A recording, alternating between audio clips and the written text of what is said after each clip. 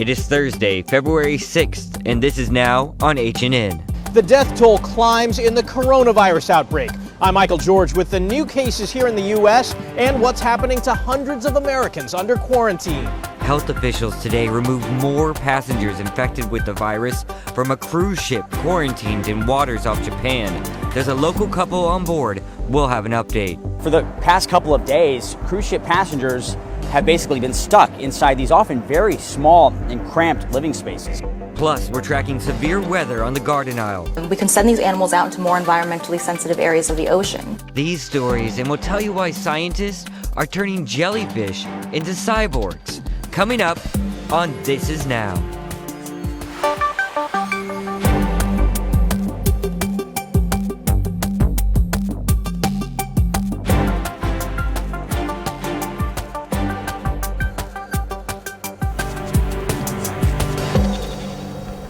Hey everyone, I'm Jonathan alongside Lacey here. We want to start today off with talking about the virus that has everyone on alert.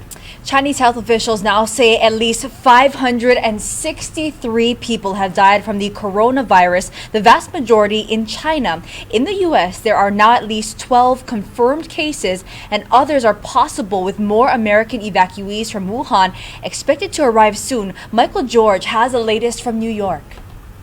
At least 4 newly arrived American evacuees from Wuhan, China, are now showing signs of sickness. They landed in California yesterday and are now in isolation for 2 weeks. Nearly 350 other evacuees are under a public health quarantine, the CDC's first in 50 years. While we understand this action may seem drastic to some, our goal today, tomorrow, and always will continue to be the safety of all Americans. Priscilla Dickey and her daughter are in isolation. They're basically going to make sure they're keeping a really good eye on us. In Wisconsin, an American who tested positive for coronavirus at a Madison hospital is in isolation at home. He recently returned from China. Officials say nearby residents should not be concerned about contamination. The overall risk we face is very low. We are at a much greater risk of getting influenza. In Wuhan, the epicenter for the outbreak, health officials say a newborn has been diagnosed with the virus. The child's mother tested positive before giving birth, but doctors don't know if the infection was transmitted in the womb or after birth. Michael George, CBS News, New York. Meanwhile, authorities on Hawaii Island are set to distribute an informational brochure on the coronavirus tomorrow. The pamphlet includes a fact sheet on how it spreads and the symptoms to look out for. It also has some hygiene tips too. Civil defense and county officials will distribute the packet at schools, elderly homes, and libraries. All right, we've told you about those flights that have been canceled to HNL, and we're hearing there's some people that have been reluctant to book travel to the Asia area. So we wanted to get an update on how this is all impacting the tourism industry. So let's get it over to our business expert, Howard Dykes, who has more on that.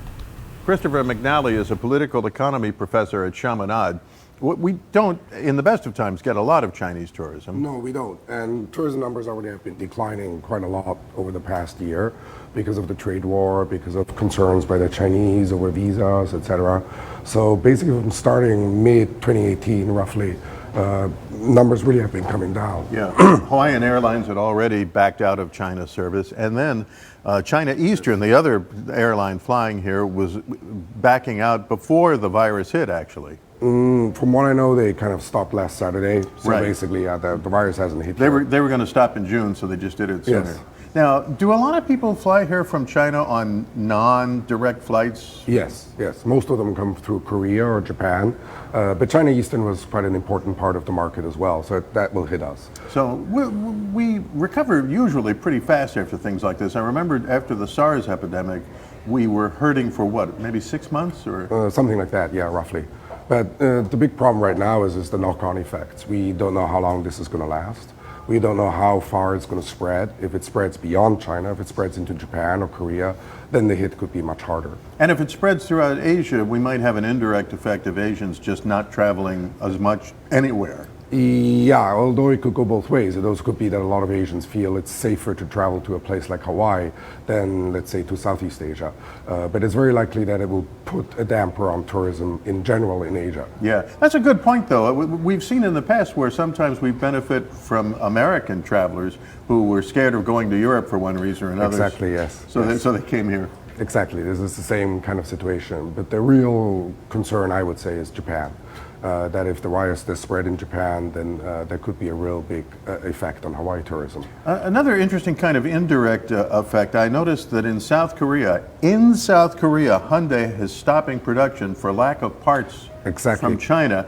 And if people in South Korea are laid off or less prosperous or don't feel able to take a vacation, we could be affected by that. Ultimately, yes, we could. And the American economy could be affected. So there could be knock-on effects onto the United States mainland because we're not getting parts, we're not getting the inputs from the Chinese supply chain. Yeah. So we only had a little bit of time to talk about this, but I hope Professor McNally has been able to explain to you how this is an economic story in addition to a medical one, and there are all kinds of things that could happen if this continues, which so far it does. Thanks, Howard, for that report. Health officials today removed 10 more passengers infected with the coronavirus from a cruise ship that was quarantined in waters off Japan. The vessel is one of 2 being isolated amid concerns over the outbreak, and a Hawaii couple is on one of those being quarantined and says they have not been allowed to leave their room. Will Ripley just filed this report. Here in Yokohama, Japan, thousands of cruise ship passengers are sitting on that boat right there, waiting to learn if more people will test positive for the coronavirus and when exactly they will be allowed to leave their cabins. For the past couple of days, cruise ship passengers have basically been stuck inside these often very small and cramped living spaces. If you've ever been on a cruise, you know the cabin is a place where you sleep and you change your clothes and then you get out and you enjoy the public amenities and all of the things that a cruise ship such as this one, the Diamond Princess, a massive cruise ship that's carrying 3,700 people, including passengers and crew. But all of those public spaces have been shut down, essentially. People have to stay in their rooms.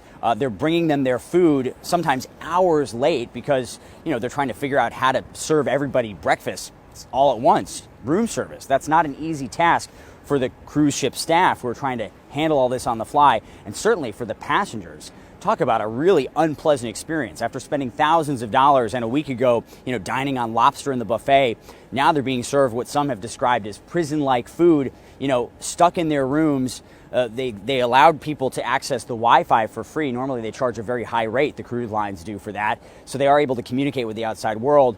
And they are going to start allowing people to go outside in groups, but they have to stand 1 meter apart. That's 3 feet apart. And they have to wear masks at all times. And they will be under the close supervision of Japanese quarantine officials who have warned if passengers break the rules, they're going to have to go right back into their rooms. That's the situation at this cruise ship here in Yokohama, and also another cruise ship, the World Dream, which is in Victoria Harbor in Hong Kong. A total of 7,300 people are quarantined on these ships right now. The ship in Hong Kong, unlike the ship here, which had coronavirus cases confirmed on board, there were actually passengers on a previous cruise that tested positive for coronavirus, so now they're quarantining that ship in Hong Kong as a precautionary measure.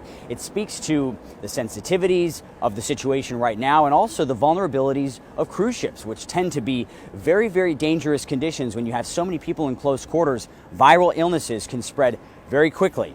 Certainly an unsettling situation for the thousands of people who remain stuck on this ship. Will Ripley, CNN, Yokohama, Japan. Certainly a story we're going to stay on top of and bring you the latest coming up on our evening newscast. Yeah, I know. It's got everyone alarmed. Let's move on to the severe weather. I know you were doing traffic all morning. Wet roads out there, right? Oh my gosh, it started off dry, and then Guy Hoggy was saying it's gonna rain, and all of a sudden there you see the rain coming through on the freeway. It was pretty heavy. Yeah, he's calling it for several days. You know what? There's some issues on the Garden Aisle. Let's talk about them, because Kuhio Highway has been closed in both directions for much of the morning, right? You can see why in this picture we're showing right now for our podcast listeners. It's the typical look at what happens when they get heavy rains there over the bridge there at Honolulu. The flooding has also prompted the closure of Honolulu Elementary School. We want to get a check of what the conditions are going to be like for the rest of the day. Let's get it over to Guy Hoggy. How's it on this Thursday? I'm Guy Hoggy with your HawaiiNewsNow.com forecast. We've been tracking this front over the last several days, and it's on the move. It's dropping a lot of rain across the state, although it's slowly clearing Kauai. Still, we had flash flood warnings for Kauai. Flood advisories will likely be posted through the day for many parts of the state. The yellows indicate those heavy rainfalls, and we haven't seen thunderstorms yet, but all the ingredients are there. We could see thunderstorms through tomorrow for some parts of the state. Also, brisk and breezy northerly winds will begin taking over behind the front. Already Kauai getting pushed around by those winds, and those winds are pushing in some really cool temperatures. So it's going to be a cool, chilly, cloudy, damp day today. Slow clearing by the afternoon. Kauai should see some sunshine. And then we'll see cloudier skies, maybe some morning thunderstorms for us, and the threat for heavy rain will move down through the island chain through the rest of the day, through tomorrow as well. High temperatures not high at all. In fact, it's going to be quite chilly over the next several days.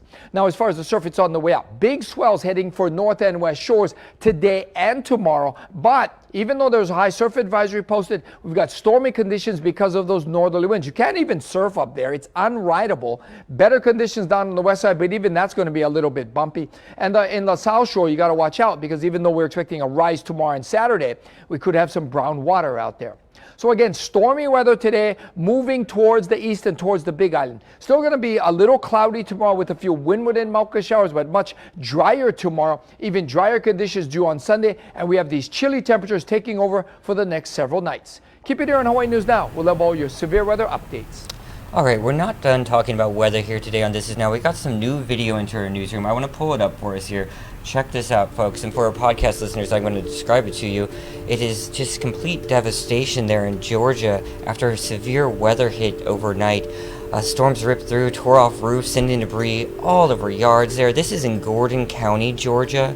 Meteorologists say those strong storms produced severe thunderstorms in the area and tornado warnings, many in the area. Another storm, another tornado possible, it's not confirmed, hit in the Mississippi area, and that's the video we're seeing right now. Another story we're going to keep track of, because that storm front is continuing to move east, I believe. So we're going to, the headline I saw on CNN was it could impact millions. So we've got to keep track of that. Meanwhile, let's get the latest from Washington on the Trump impeachment trial the day after it all concluded. President Trump is taking a victory lap one day after the Senate voted largely along party lines to acquit him on 2 articles of impeachment. Katherine Johnson has more from the White House. This is what the end result is. President Trump gathered his supporters at the White House for what he said was not a speech, but a celebration. They took a phone call that was a totally appropriate call. I call it a perfect call, because it was. And they brought me to the final stages of impeachment. It's called total acquittal. The president solicited praise for his lawyers and congressional Republicans. And he took swipes at the Democrats. Adam Schiff is a vicious, horrible person. Nancy Pelosi is a horrible person. He singled out Republican Senator Mitt Romney, who crossed party lines and voted to convict on abuse of power. The president is guilty of an appalling abuse of public trust. We had one failed presidential candidate. That's the only half a vote we lost. The president also took swipes at Romney and House Speaker Pelosi at the Bipartisan National Prayer Breakfast, an event that's usually non-political. I don't like people who use their faith as justification for doing what they know is wrong. Nor do I like people who say, I pray for you, when they know that that's not so. He's talking about things that he knows little about. Afterwards, the House Speaker hit back. No matter what he says or whatever headlines he wants to carry around, you're impeached forever. Pelosi also praised Romney, saying God bless him for his courage. Katherine Johnson, CBS News, the White House. The chairman of the Democratic National Committee is calling for a recanvass of the results of Monday's Iowa caucus. Technical problems and delays have affected the first contest on the 2020 election calendar. The current results show Pete Buttigieg and Bernie Sanders nearly tied with almost all the votes counted, but the race remains too close to call, with 97% of precincts reporting.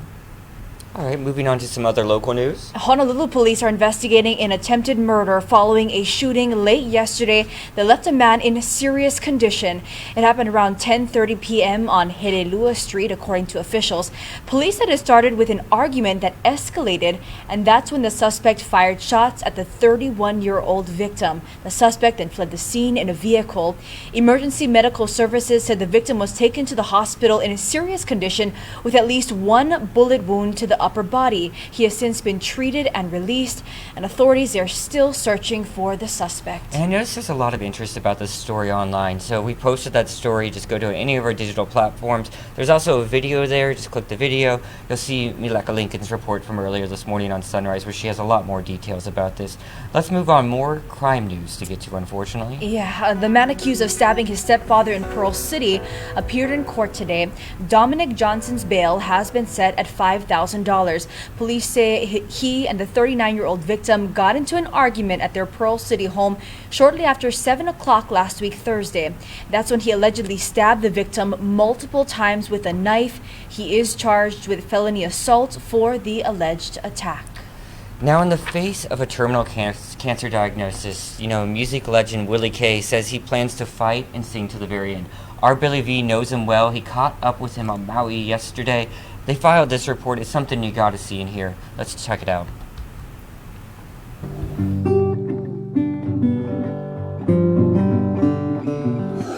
It can't be that way. I said, this is how I am. This is Willie K. If I get told by my doctor, maybe we could consider,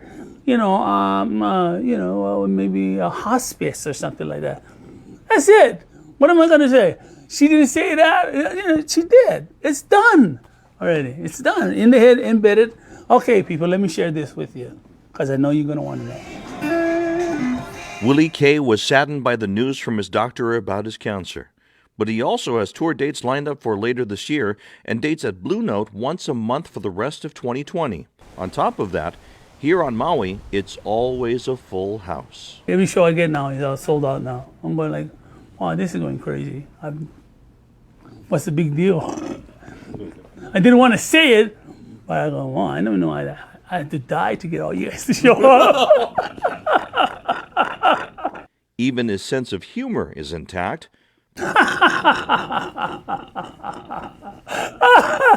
Yeah, and? But all jokes and kidding aside, he is in nearly constant pain. 5 from number 1 to 10, 5. Is that a constant 5?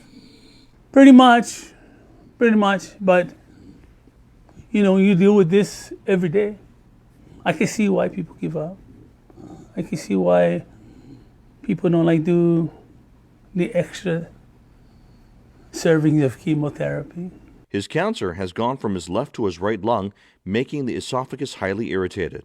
They're also taking precautions to make sure the cancer doesn't reach the brain. His shoulder problems means he can't play some of his guitars. His medication can make him antsy at times, but he has something else for the pain. My music, my fans. My little girls and my wife, but mostly my fans. And this past Sunday was no exception.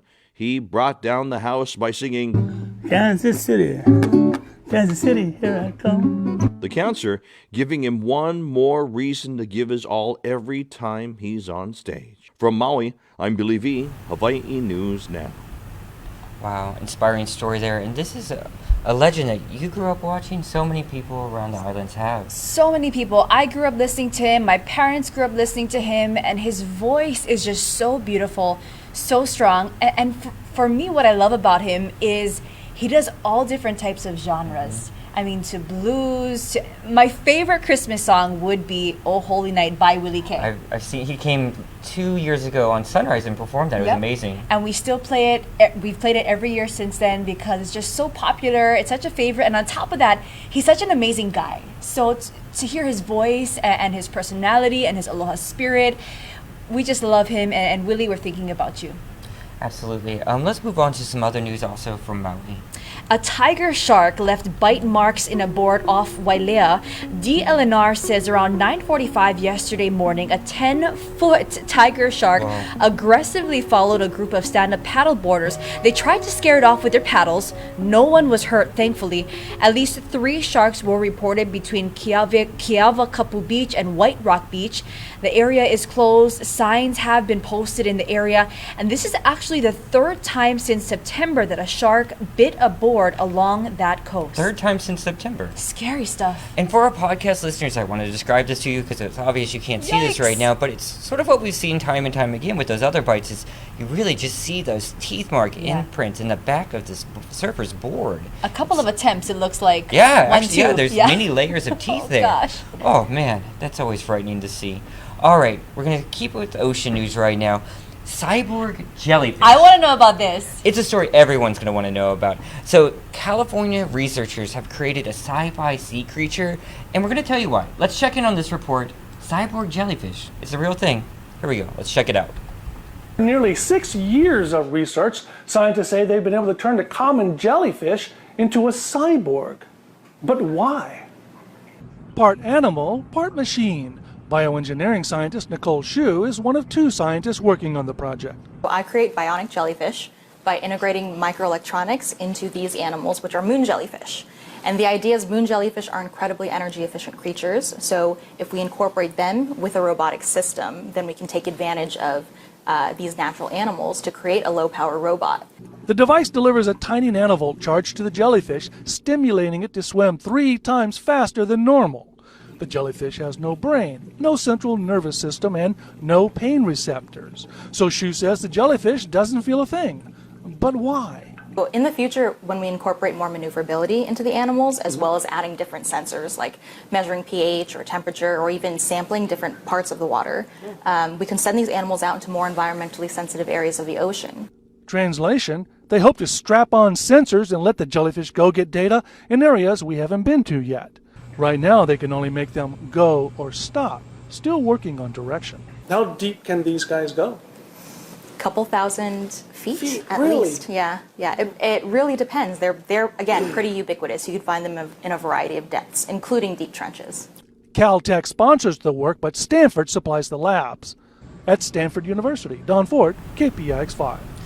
Whoa, that's So really cool. sci-fi. Yeah, and for our podcast listeners, again, just to describe it to you, it sort of looks like almost like a bottle stopper. Yeah. Or sensor that's put right in the middle of the jellyfish, and it makes it stop and go. And like she said, over 1,000 feet deep. Imagine where we could go if we could really harness that power.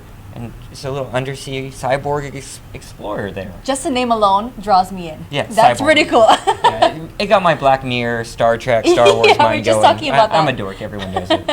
All right, we got some good news for our friends that not fly, but work at Southwest. There's a lot of them. Yeah, now even after a particularly rough 2019, Southwest is still sharing the wealth, giving its workers 6 weeks of extra pay. The company Whoa. made the announcement Thursday. Now, despite its rough year, the airline managed to crank out a profit, and the sharing is actually part of an annual tradition. They're giving 60,000 employees a $667 million profit sharing bonus.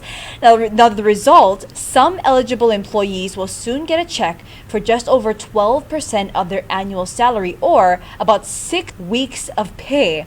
Others will get the contribution added to their retirement accounts. Southwest's profit sharing plan has been in place for 46 years. Cool program. I like that. That's- Know anyone that works for Southwest? I know. That's I would have amazing. hit him up for lunch there, Lacey. A little late Christmas, but I'll Yeah. take it. Yeah. You got a wedding coming up? Oh, yeah. Hit him up for the registry. Use it for that. All right, speaking of Southwest, what's going on with, they had a cool program yesterday, too. Yes, right? they Yeah. did. They are our nation's heroes, and they're in Hawaii. Our Ashley Nagaoka talked to some special veterans planning to visit Pearl Harbor. 18 World War II veterans and 2 Korean War veterans were on board the honor flight from Nevada. They were greeted here at the Southwest gates with lei and cheers, and the oldest vet on board, 99-year-old Charlie Montanaro, says it feels like a homecoming. That's wonderful, and I didn't expect it. I think half the island's here. Montanaro says the first and last time he was in Hawaii was back in 1942 as a merchant marine. The World War II vet says he can't wait to visit the Arizona Memorial in person since he's only seen it in photographs. Everybody back home told me I better bring pictures or else. I wouldn't miss this trip for nothing. Thank you for your service. Veteran Edward Tremper served in both wars and says seeing the American flag and people thanking him for his service always makes him proud. Always chokes me up when people do that. I appreciate it sincerely. Together, the group represents 221 years of service to our country. Along with Pearl Harbor, they'll also visit the National Cemetery of the Pacific at Punch Bowl, the USS Missouri Memorial, and they'll attend a luau. Retired attorney Richard Whiston sponsored the flight to Hawaii.